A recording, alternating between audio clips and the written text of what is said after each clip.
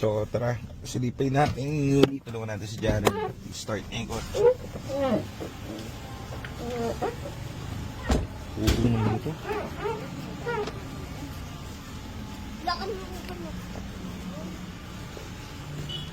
Hello ma'am. Start ka dyan. Yeah.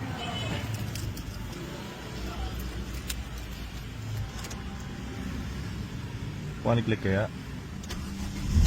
Uy, one click. So walang check engine and everything. So very good, may potential. Marumi lang and daming wear and tear. Pero more on aesthetic na lang. Anyhow dito papacheck natin yung tranny. Susukatin natin, tignan natin kung for replacement na rin yung clutch nito. Pero 62k o pwede. Or cleaning. It depends kung ano sasabihin ng ating mga head mechanic. Diyan na rin siya for change oil. Pero hindi naman nasusunod yan. Pero may look.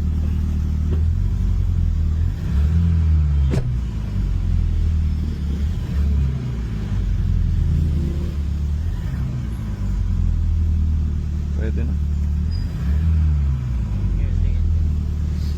Pwede. Scan mo muna. Tanggalin mo muna yung battery dyan. Susobra yan. So upon checking, ito yung scan na lumabas sa kanya. Lahat naman naka-green.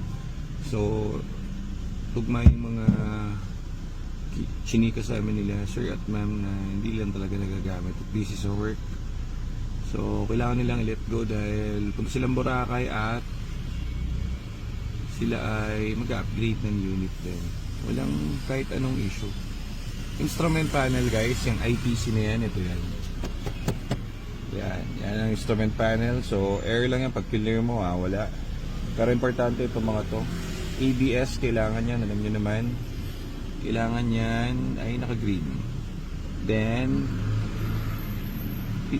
BCM naka-green, ibig sabihin hindi na baha. PCM, computer naka-green lahat. PCM naka-green din. So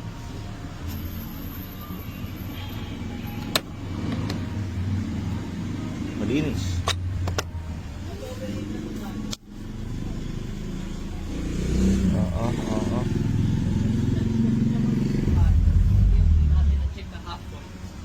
Yeah, lo. Tsaka dun sa cup. Eh?